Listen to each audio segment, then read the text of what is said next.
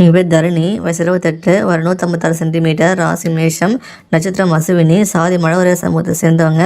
அரசாங்க வேலை இருக்காங்க, சம்பளம் மாதம் 24,000 வாங்கிட்டு இருக்காங்க.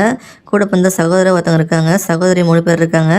தேனி மாவட்டத்தை சேர்ந்தவங்க. இந்த பின்வரம் பிடிச்சிருக்கு அப்படின்னா உங்கள் விருப்பத்தை நீங்கள் கமெண்ட்ல சொல்லிவிடுங்க. எங்கள் பேர் பைரவி, வயசு 33, ஒரு 164 சென்டிமீட்டர், ராசி மிதனம், நட்சத்திரம் புனர்பூசம், 3ஆம் பாதம், சாதி அக்னிகுல சத்திரியா. அரசாங்க வேலை இருக்காங்க, சம்பளம் மாதம் 25,000 வாங்கிட்டு இருக்காங்க.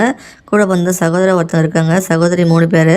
பெரம்பலூர் மாவட்டத்தை சேர்ந்தவங்க. இந்த பின்னோட வரம் பிடிச்சிருக்கு அப்படின்னா உங்கள் விருப்பத்தை நீங்கள் கமெண்ட்ல சொல்லிவிடுங்க.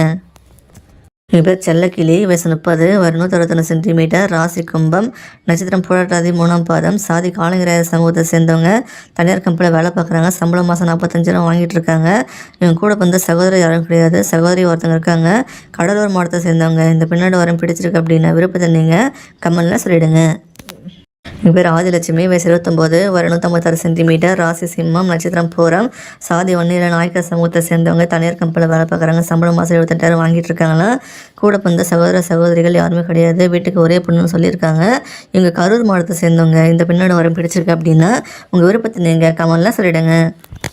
எங்கள் பேர் ஜனனி, வயசு 26, ஒரு 157 சென்டிமீட்டர், ராசி கன்னி, நட்சத்திரம் உத்திரம், 2ஆம் பாதம், சாதி ஒன்னில் மழவரையர் சமூகத்தை சேர்ந்தவங்க.